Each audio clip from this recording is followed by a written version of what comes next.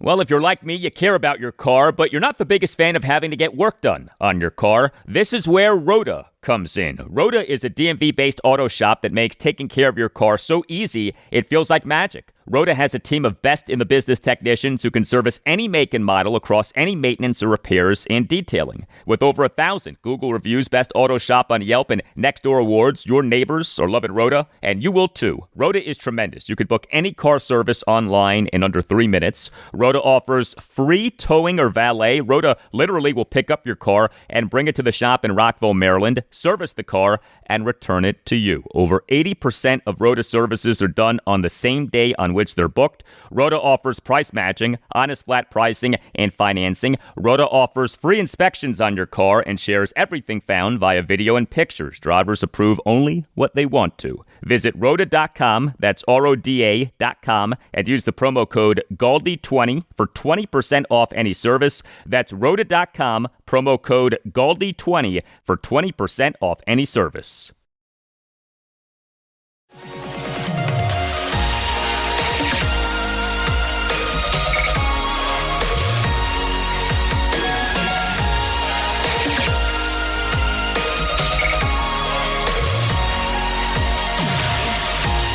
And away we go. Episode 1171 of the Al Galdi podcast. It is Tuesday, October 7th, 2025, and the Washington Commanders in the NFL's 2025 regular season have yet to have a winning streak and yet are 3-2. Our team has gone win, loss, win, loss, win, with the latest win, of course, being the 27-10 win at the Los Angeles Chargers on Sunday in a game in which the Commanders overcame a 10-0 second quarter deficit and scored 27 unanswered glorious points. We have the 3-2 Commanders home to the 2-2 Chicago Bears on Monday Night Football this Monday night at 8:15. So we do have some time to enjoy this win at the Chargers, but this game against the Bears marks the start of a stretch in which 3 out of 4 games for the Commanders are night games. Home to the Bears on Monday Night Football this Monday night at 8:15. At the Dallas Cowboys on Sunday afternoon, October 19th at 4:25. At the Kansas City Chiefs on Monday Night Football on October 27th at 8:15. And home to the Seattle Seahawks on Sunday Night Football on November 2nd at 8:20. Prepare to be sleep deprived over these next few weeks. Hello and welcome to this Tuesday installment of the Al Galdi podcast. Good to have you with us. Coming up on the show, lots of conversation about the Commanders off the win at the Chargers. We on Monday afternoon had the day after the game press conference of head coach Dan Quinn on what was, keep in mind, a tell the truth Monday. No lies detected, at least on this show. Next segment, discussion of the offense of Dan Quinn's comments, including the advanced stats that make quarterback Jayden Daniels' return from a 2-game absence caused by a left knee injury look even better. Analysis of 2 major forces for the offense in running back Jacory, Croskey-Merritt, and Deebo Samuel Sr. How good have those guys been, right? Bill and Deebo. And insight on why the new look offensive line is doing well. The following segment, discussion of the defense of Dan Quinn's comments, including the impact of safety Quan Martin's forced fumble, a good performance by cornerback Marshon Lattimore, and why the defensive line is doing well. Commander football. Is it here to stay? I know that some of you can't stand that phrase, Commander football, but we on Monday afternoon had this exchange between 7 News DC sports director Scott Abraham and Dan Quinn. And Dan, I think you mentioned it after the game. I know it was one game, but that looked like Commander football yesterday, and you mentioned it. Was that almost like a wake-up call to the rest of the team, like this is how we play, this is what it's supposed to look like going forward? We want that to look like that all the time. And sometimes, like yesterday, I took that play of Quan. He was the one that set it off yesterday, Scott. But there is an attitude and a speed that we want to play with. It doesn't mean we're always going to, play it perfectly or play it just right. But there's an intensity about how we play and when we're at our best. There's also there's a joy that goes with it. I think I saw that with Jayden as well. Here he's smiling as he's going through it, battling, but also this is a crew that they're connected, man. And so to see these guys want to fight for one another and get it right, that's a really important piece. So we'll have our work cut out for us, but that's you're leaning into the right things about our attitude, our effort, the way we play. And when we're that connected, we're a problem. And we're going to continue to work hard at that and really protect that. All right, before we get to some feedback, the Washington Capitals, their 2025-2026 regular season opener is this Wednesday night, home to the Boston Bruins Wednesday night at 7:30. Each NHL team had to submit its 23-man regular season opening roster to the NHL by 5 p.m. Eastern on Monday. The Caps on Monday afternoon, in finalizing their regular season opening roster, placed defenseman Dylan McIlrath on injured reserve. He suffered a lower body injury in the Caps' preseason-ending 2-1 win over the Columbus Blue Jackets at Capital One Arena this past Saturday night. Also, the Caps on Monday afternoon announced having loaned winger Ivan Miroshnichenko to their AHL affiliate, the Hershey Bears. Disappointing that he did not make the team. The Caps took Miroshnichenko with the number 20 overall pick in the 2022 NHL draft, but he this coming regular season still could/should play plenty at the NHL level. On Wednesday's show, episode 1172, we'll speak with Caps insider Tariq El-Bashir of Monumental Sports Network to preview the Caps 2025-2026 regular season. You can hit me up on X at Al Galdi. You can email me, the Al Galdi podcast at yahoo.com. From J. Russell Finch on X on the Commanders' win at the Chargers, writes J. Russell, who knows if it sticks, but second half looked like last year. Finally. Thank you for that, J. Russell. The Commanders in the win at the Chargers lost the first quarter 10-0. But then won the second through fourth quarters 27-0. And what happened over the second through fourth quarters did feel like the 2024 Commanders. I mean, consider the roughing the kicker penalty.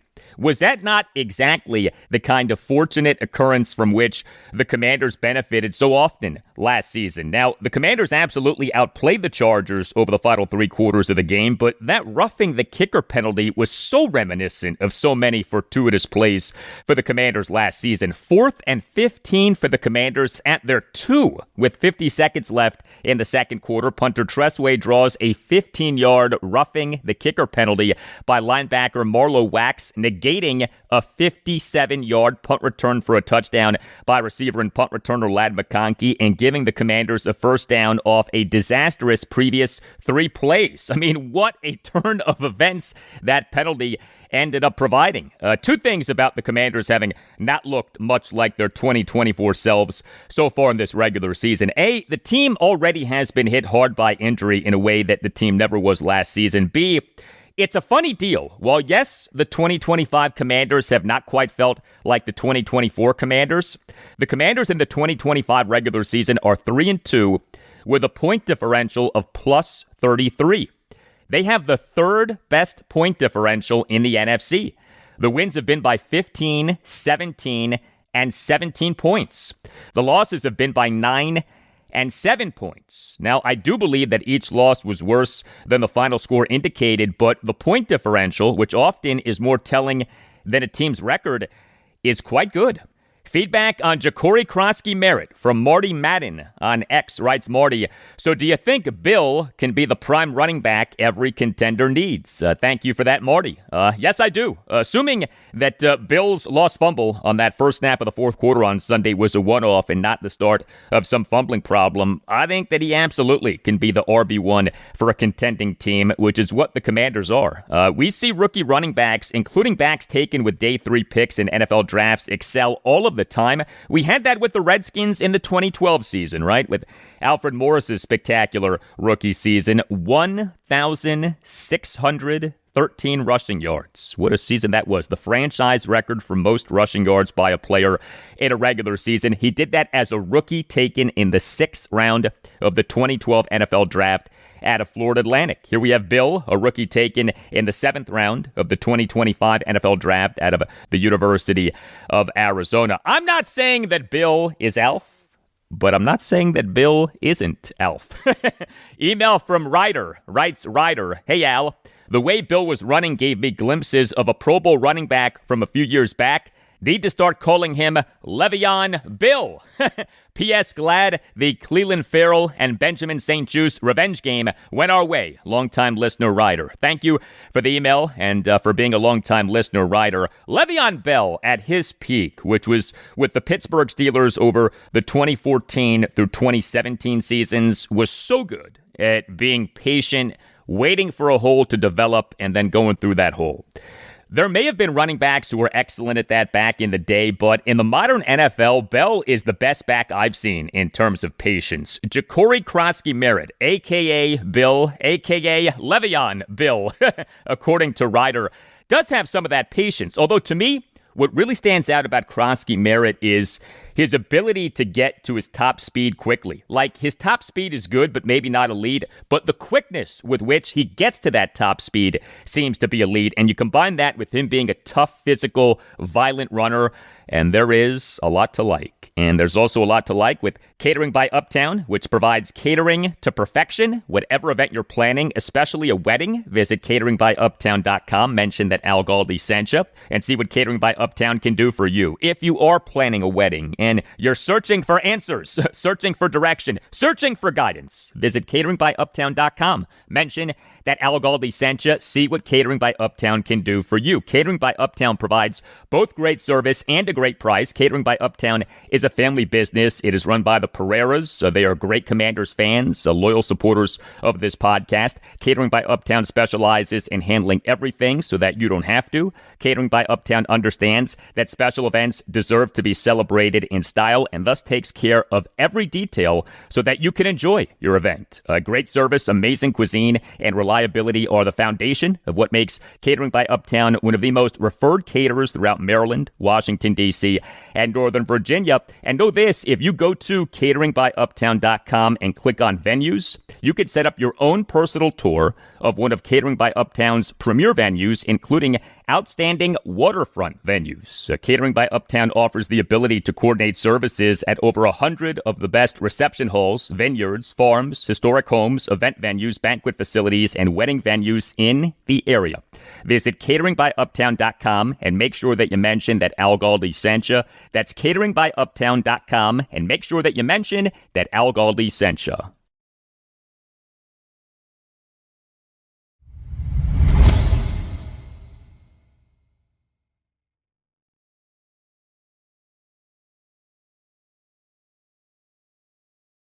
Hey, please consider subscribing to the podcast if you're not already doing that. Subscribing to the podcast costs nothing. Make sure that you never miss an episode. It helps out the podcast a lot. And if you're already subscribing, thank you. So how about this?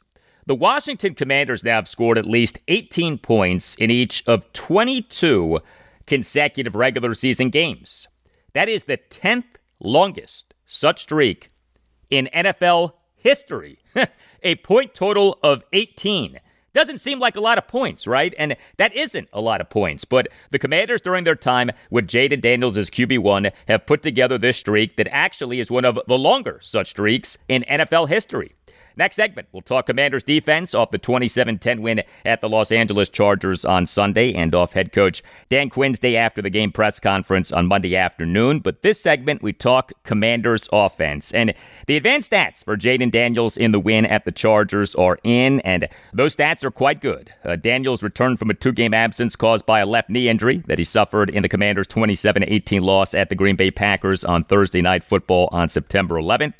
He wore a brace on the left knee. He played on 100% of the Commanders' offensive snaps, and he played well, and the advanced stats back that up. Before the game, had an overall grade per Pro Football Focus of 85.9. That's terrific. PFF grades are on a scale of 0 to 100. 60 is average. Daniels for the game as of games through Sunday had a total QBR per ESPN of 71.7. That's very good. QBR is on a scale of 0 to 100. And Daniels for the game per Sumer Sports had 15.1 total expected points added. That ranked number 6 among NFL quarterbacks in Week 5 as of games through Sunday. But also with Jayden Daniels in this game was him being effective as a runner, specifically a scrambler. His design/option runs did not do much, but his scrambles were really good. Daniels had 8 carries for 39 yards despite wearing that brace on his left knee. 28 of the 39 yards came over just 3 of his scrambles. We, during Dan Quinn's day after the game press conference on Monday afternoon, had this exchange between Commanders insider J.P. Finley of NBC4 and Quinn.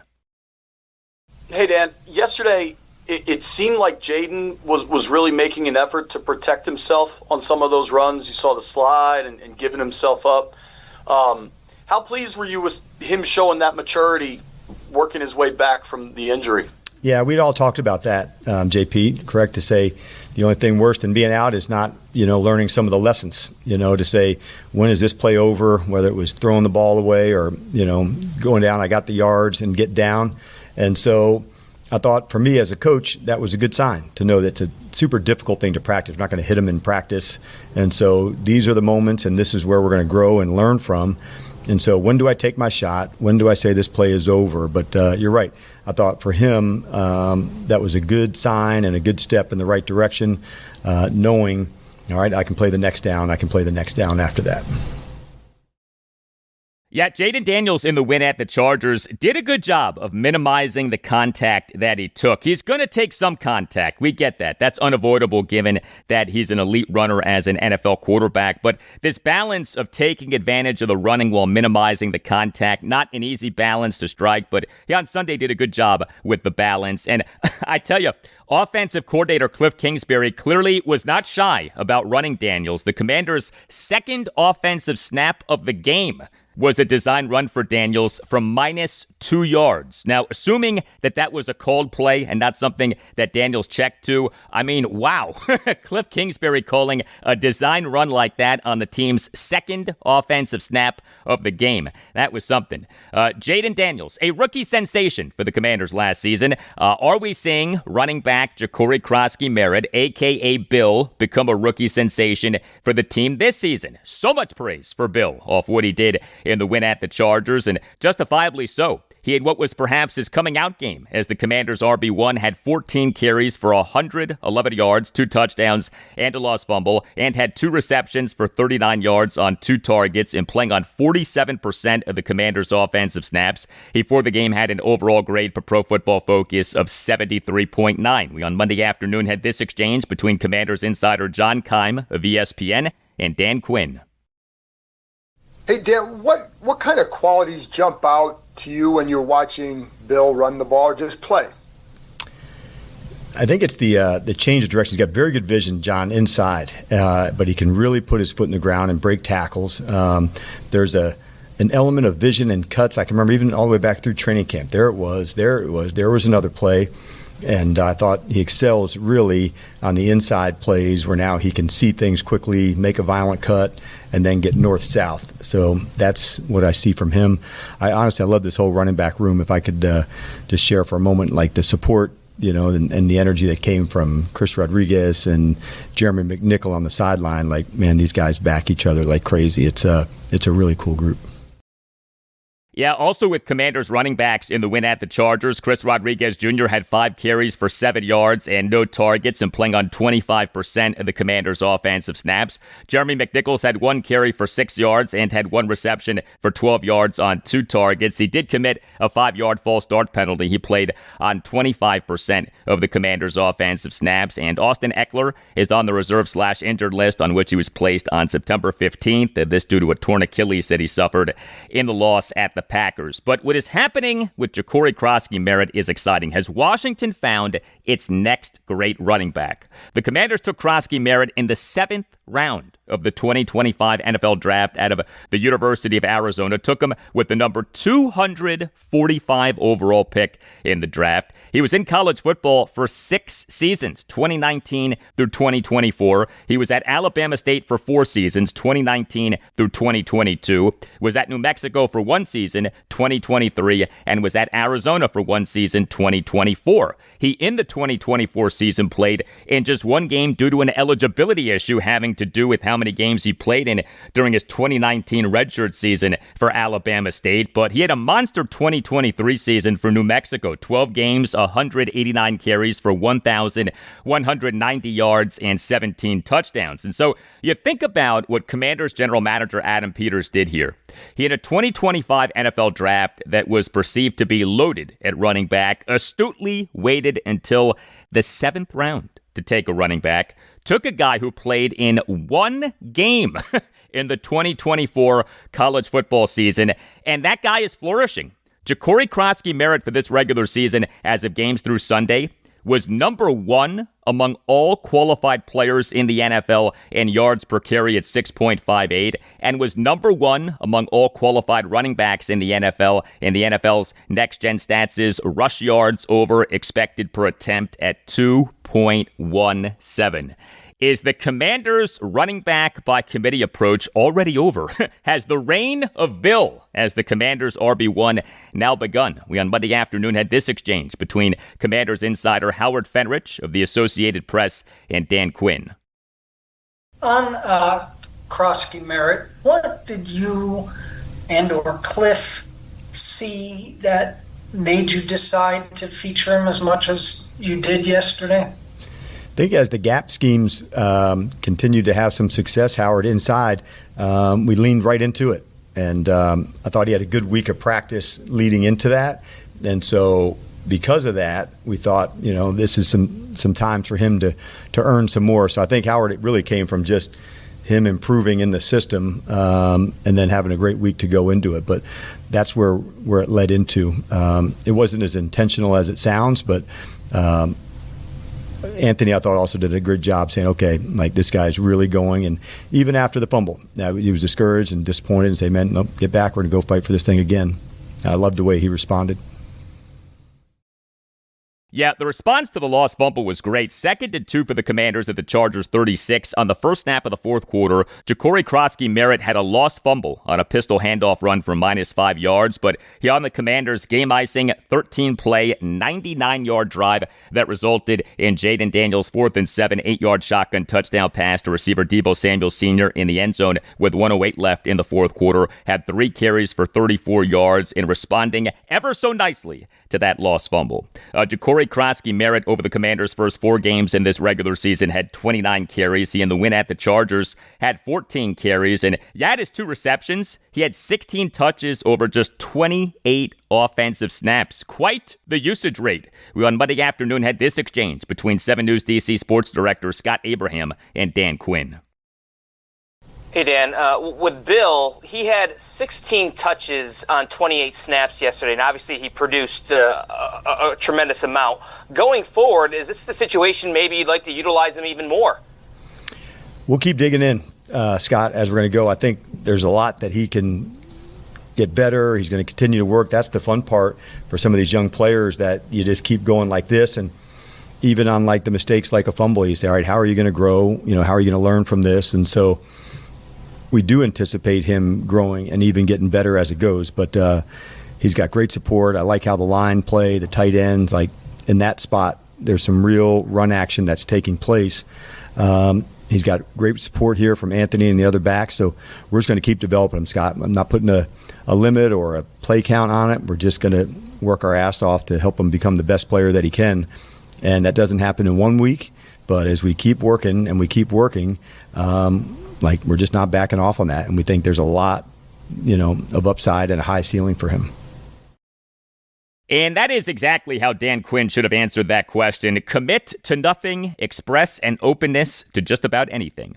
Another major offensive hero for the Commanders in the win at the Chargers was Deebo Samuel. 8 receptions for 96 yards and a touchdown on 11 targets. He drew a key defensive pass interference penalty. He had no carries. He played on 78% of the Commanders' offensive snaps. He, for the game, had an overall grade per Pro Football Focus of 80.6. Deebo is doing so well with the Commanders, who got him via trade with the San Francisco 49ers this past March, got him for a 5th-round pick in the 2025 NFL Draft. Another offseason move by Adam Peters that so far looks terrific. Deebo in this regular season already has as many touchdowns as he had all of last regular season for. And consider these increases in key rate stats this regular season versus last regular season. Receiving success rate 57.9 versus 40.7. Yards per touch 9.4 versus 8.7. And he has been really good on kickoff returns for the Commanders. We on Monday afternoon had this exchange between Commanders insider Ben Standing of Last Man Standing on Substack and Dan Quinn. Hey, Dan, obviously when you guys acquired Deebo, you have high expectations, and he's had a very good career, but he's looking at the numbers, he's going to be easily, if he stays healthy, easily passing what he's done in the past. Does anything surprise you so far? How is he doing this at this rate when at times he's the only receiver on the field that the other team probably really has to worry about. Well, I guess I would disagree with you on that. But I would say that he is one of our league's best competitors. And maybe the byproduct of him moving around so much in training camp, he was outside, he was inside, he played different spots.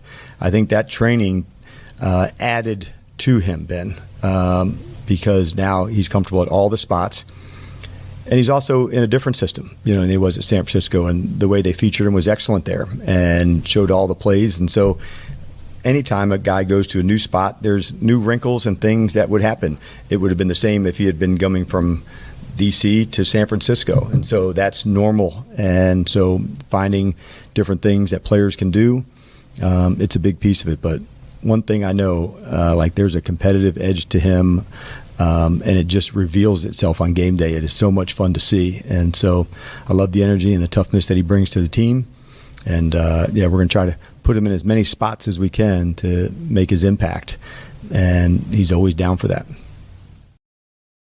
Deebo Samuel is tough. I enjoy watching him play. And another thing with Deebo is that he has stepped up in the absences of two of the Commanders' top three receivers. So the WR1, Terry McLaurin, he for a second consecutive game was inactive due to a quadriceps injury that he suffered in the Commanders' 41-24 win over the Las Vegas Raiders at Northwest Stadium on September 21st. And the WR3, Noah Brown, he for a third consecutive game was inactive due to groin and knee injuries that he dealt with in the loss at the Packers. Also with Commanders receivers in the win at the Chargers, Chris Moore had no receptions on one target, which was a drop. He played on 59% of the Commanders' offensive snaps, but the drop was not good. 2nd and 5 for the Commanders at the Chargers' 13 with 6:05 left in the third quarter. Moore in the end zone had a drop on a shotgun play action and completion by Jayden Daniels off Daniels running to his right to evade pressure. This was not an easy catch to make, but this was a catch that Moore should have made, and his problem with drops continues. The Commanders seem to really like him. They're playing him a good bit, but he has too many drops. Luke McCaffrey had one reception for 50 yards on 2 targets and playing on 39% of the Commanders' offensive snaps. Jalen Lane had one reception for 16 yards on 2 targets and playing on 34% of the Commanders' offensive snaps. Tay Martin had one reception for 9 yards on 1 target and playing on 24% of the Commanders' offensive snaps. The Commanders on Saturday afternoon announced having elevated Martin from the practice squad for this game. Commanders tight ends in the win at the Chargers. A rare game for Zach Ertz with the Commanders in which he was barely a factor as a pass catcher. He had no receptions on 1 target and playing on 53% of the Commanders' offensive snaps. John Bates returned from a 2-game absence caused by groin and calf injuries that he dealt with in the loss at the Packers. He had 1 reception for 9 yards on 1 target and playing on 51% of the Commanders' offensive snaps. So Bates played nearly as much as Ertz did. Perhaps Ertz was banged up. Ben Sinnott had no targets and playing on 32% of the Commanders' offensive snaps. Colson Yankoff had no targets. He committed a 10-yard offensive holding penalty in the fourth quarter. He played on 5% of the Commanders' offensive snaps, a total of 3 offensive snaps. And Commanders' offensive linemen in the win at the Chargers. So the team's starting offensive line for a third consecutive game was Laramie Tunsil at left tackle, Chris Paul at left guard, Tyler Biadasz at center, Andrew Wiley at right guard, and Josh Connerly Jr. at right tackle. Each of the Commanders' starting 5 offensive linemen played on 100% of the team's offensive snaps, and the line played well. This version of the O-line is doing well. Hasn't been perfect. Some penalties for sure. Got to clean those up. But overall, this version of the line is performing in a good way. We on Monday afternoon had this back and forth between Commanders insider Liam Griffin of the Washington Times and Dan Quinn. Hi, Coach. Curious what you've seen from the offensive line group over the past couple weeks. Yeah, I thought coming in, we knew if the run game can improve, there'd be some good run action plays that would come off of it, Liam. That's the byproduct of getting some good run plays into it. I like that we're athletic enough that any of the guys can pull. You've seen all of them get on the edge, including Biadasz, who got outside and got a piece of the defensive end on Croskey-Merritt's touchdown run towards the end of the half. And so having those guys who can get out in space and make blocks, that's a difficult thing. But when you do, explosive plays can then happen because now you're out in space, you get one block, the runner who can get into that spot. For us, it's not just the line. We think of it as all 11. It's the quarterback carrying out the fake. It's, Deebo on a bubble that's not thrown, but because we do, the defender has to go. So as much as we can, Liam, it's about the space, and can guys play full speed and haul an ass so we can attack the field this way, horizontally and vertically.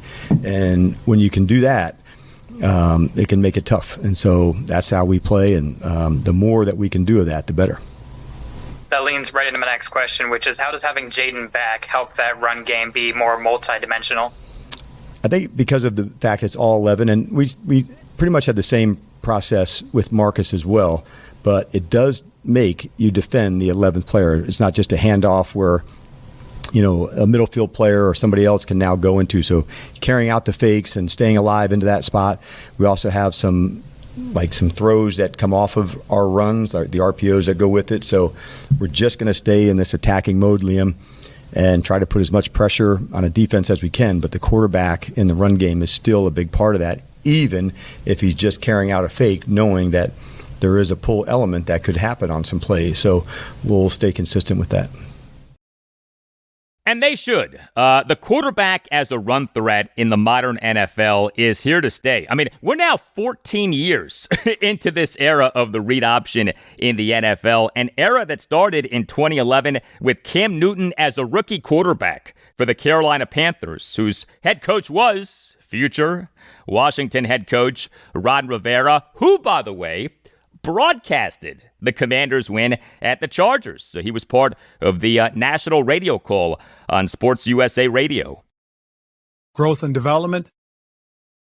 Yes, sir. Thank you, Ron. Growth and development. Also, with Commanders' offensive linemen in the win at the Chargers, a third consecutive game in which offensive tackle Trent Scott played a meaningful amount as a sixth offensive lineman. He played on 27% of the Commanders' offensive snaps. Guard Nick Allegretti did not play on any of the Commanders' offensive snaps, but did play on special teams. Offensive tackle George Fant did not play on any of the Commanders' offensive snaps, but did play on special teams. Left guard Brandon Coleman, for a third consecutive game, was a healthy and active. I tell you, what has happened with him remains a stunner. And we are still waiting on right guard Samuel Cosby. He remains on the reserve/physically unable to perform list, on which he was placed on August 26th. This due to a torn right ACL that he suffered in the 45-31 win at the Detroit Lions this past January 18th in the divisional round of the NFL playoffs. So the Commanders last Wednesday announced having opened the 21-day practice window for Cosby.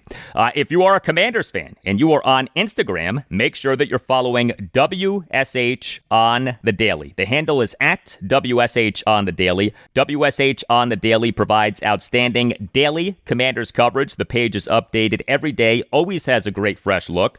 WSH on the Daily just started in 2021 and yet has nearly 44,000 followers. You learn a lot by following WSH on the Daily. You are entertained quite a bit by following WSH on the Daily. If you're on Instagram, check out WSH on the Daily. The handle is at WSH on the Daily. And check out WSH on the Daily's online shop, WSHonthedaily.com. Some terrific gear, t-shirts, sweatshirts, hoodies, hats, excellent materials, modern looks. So for smart, informative, fun, and engaging Commanders content, check out WSH on the Daily on Instagram. And for great merch, visit WSHonthedaily.com.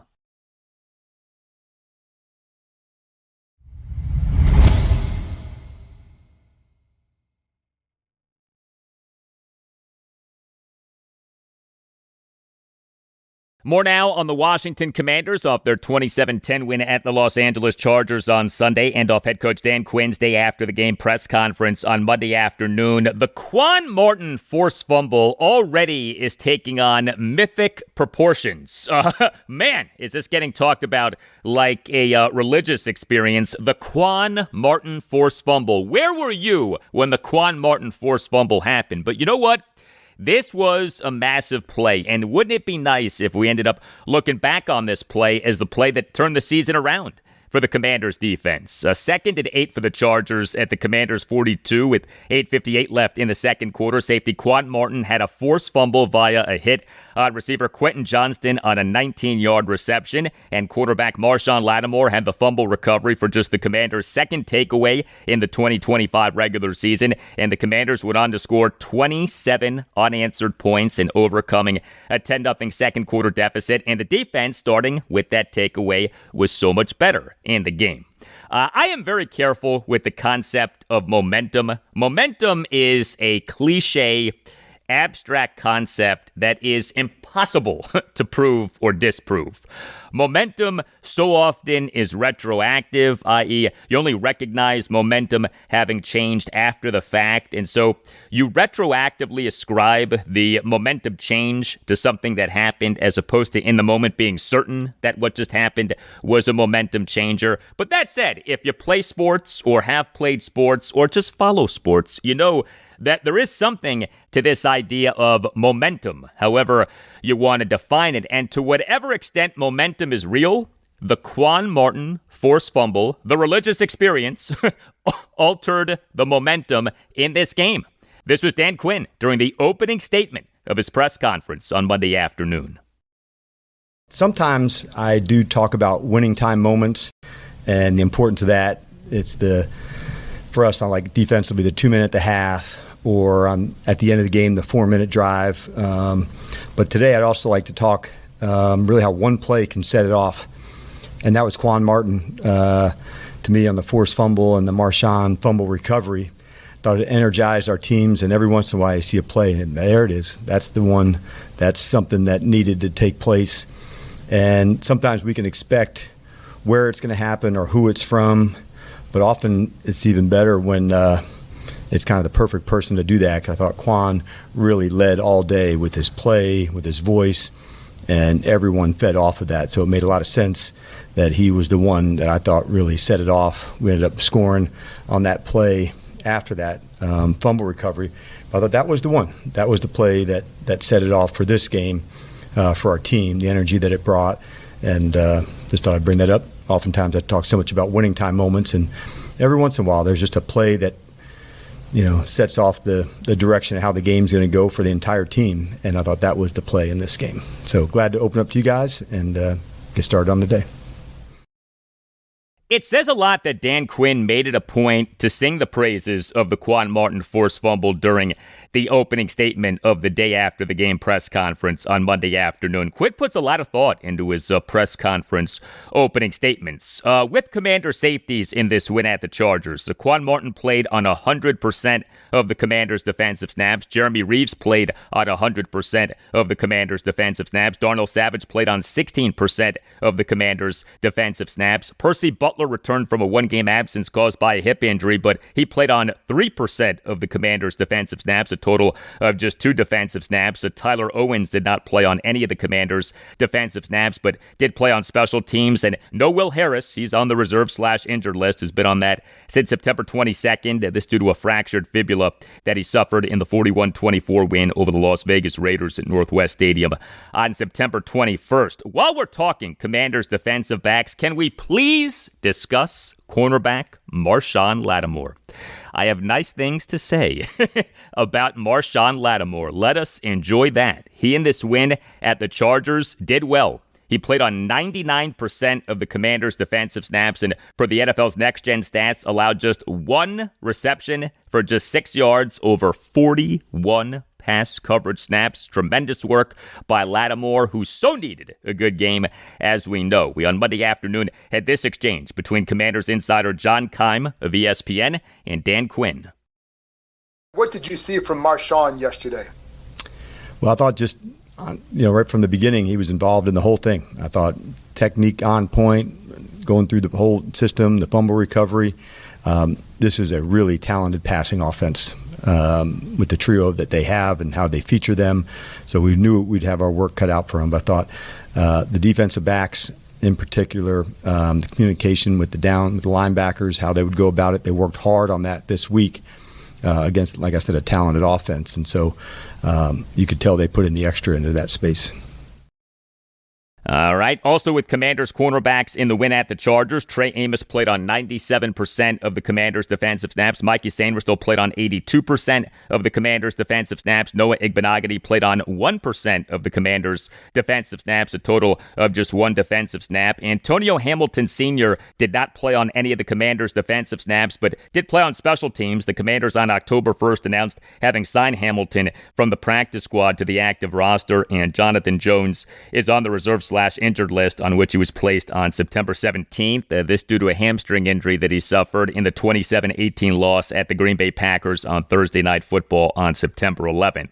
Commanders' interior defensive lineman in the win at the Chargers. Daron Payne played on 58% of the Commanders' defensive snaps. Javon Kinlaw, 55%. Eddie Goldman, 40%. Johnny Newton, 39%. I like what we're seeing out of all four of these guys. Payne and Kinlaw have been awesome. Goldman has been underrated, and Newton is coming along. He had the pass defense on the interception by cornerback Mikey Sainristil at the Commanders' won in the fourth quarter. Commanders' edge defenders in the win at the Chargers. The most defensive snaps went to Jacob Martin. He played on 52% of the Commanders' defensive snaps. He played more than Dorrance Armstrong did. Not sure if Armstrong was dealing with some sort of ailment. He played on just 45% of the Commanders' defensive snaps, but he did plenty with those snaps. So Armstrong had 2 sacks. He, for the game, had an overall grade per Pro Football Focus of 79.5. Man, Armstrong is having a terrific season. Good game for Von Miller in this, his age 36 season. He played on 43% of the Commanders' defensive snaps. He had 1.5 sacks. He, for the game, had an overall grade per Pro Football Focus of 80.4. Jalen Holmes played on 28% of the Commanders' defensive snaps. Preston Smith played on 24% of the Commanders' defensive snaps, off having been healthy and active for each of the previous 2 games, off having signed with the Commanders as an unrestricted free agent on September 17th. So his first game action for Washington since 2018. Preston Smith was taken by the Redskins in the second round of the 2015 NFL Draft at a Mississippi State. Played for the Skins for the 2015 through 2018 seasons. Remember, no Dietrich Wise Jr. He's on the reserve/injured list on which he was placed on September 15th. This due to a quadriceps injury that he suffered in the loss at the Packers. And no Javonte Jean-Baptiste. He's on the reserve/injured list on which he was placed on October 1st. This due to a torn pectoral muscle that he suffered in the Commanders' 34-27 loss at the Atlanta Falcons on September 28th. But the Commanders' defensive line continues to be a strength. The problems with the defense have mostly been with the secondary. The D-line has been good. We on Monday afternoon had this exchange between David Aldridge of The Athletic and Dan Quinn. Dan, you had talked all during camp about the depth of the defensive line, and I wonder what's happening that is allowing them to kind of consistently be good against the run and now start to generate some pressures and get to the quarterback. Yeah, that's the key, man. And I really think it starts inside, David, with Daron and JK. Their presence, their ability to disrupt. Oftentimes you see the big guy that's an anchor, and that's an effective thing when he can stay and, sit on the double teams. But these are also 2 guys that can move. And I think their ability to create some havoc in the run game, to cross face of blocks, to get vertical, those are things that, smaller players often you move with. So to see some of the big guys, those 2 in particular inside, I think that's been a real impact for us in the run game. And yeah, we are leaning in on other guys. I thought Newton, was somebody that's, I see his arrow going up as well. So, but I think it starts at the inside of it all. I really do. Yeah, Daron Payne and Javon Kinlaw are playing really well, and good to hear from Dan Quinn that the arrow for Johnny Newton is pointed up. Newton is to the Commanders' defense what receiver Luke McCaffrey is to the Commanders' offense, a player taken with a day 2 pick in the 2024 NFL Draft who had a disappointing rookie season, but who was showing signs of growth this season. Commanders linebackers in the win at the Chargers. Bobby Wagner played on 100% of the Commanders' defensive snaps. Frankie Louvu played on 99% of the Commanders' defensive snaps. Jordan McGee played on 18% of the Commanders' defensive snaps, and his most significant playing time so far this regular season, and he delivered. He had a nice tackle for loss. Good to see that. We on Monday afternoon had this exchange between David Aldridge and Dan Quinn. What did you see from Jordan yesterday, McGee? we've talked about him long as a special teams player, but in this game we would see some other plays where he'd be playing, in some different packages. He just plays so square behind the ball that's where he's at his best. He can see it, he can tackle, he can accelerate. Thought he did a good job disrupting on the blitz. I think he missed on his sacks. He was upset about that. But it was really good to get him going. You have heard me talk about him, and with Frankie and Bobby here, we haven't seen as much. So I thought it was good design by Joe and the staff to, have a package that, allowed him to, really make his impact felt. Well, as we heard Dan Quinn indicate, there had been a good bit of talk about Jordan Magee, but not much playing time for Jordan Magee. Perhaps that now is changing. Also, with Commanders linebackers in the win at the Chargers, Nick Bellore did not play on any of the Commanders' defensive snaps, but did play on special teams. Ale Cajo was a healthy and active, and Kane Medrano was a healthy and active.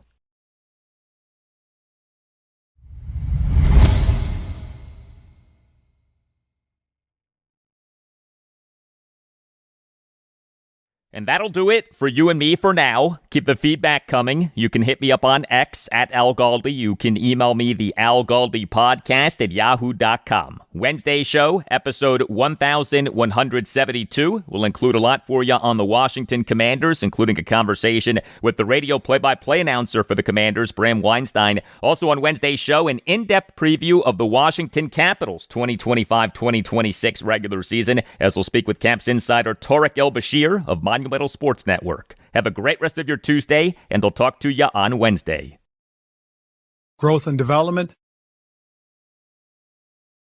For over a century, Johnny Walker has shared its bold spirit with the game of golf. Now, crafted with Devereaux Golf, Johnny Walker introduces the Johnny Walker Blue Label-inspired Sunday Golf Bag, elevating the game with sleek design, Blue Label hues, and refined gold accents. Celebrate your hole-in-one with a premium Sunday bag crafted by Devereaux Golf. Submit proof of your achievement to johnnywalker.com/blue-in-1. Please drink responsibly.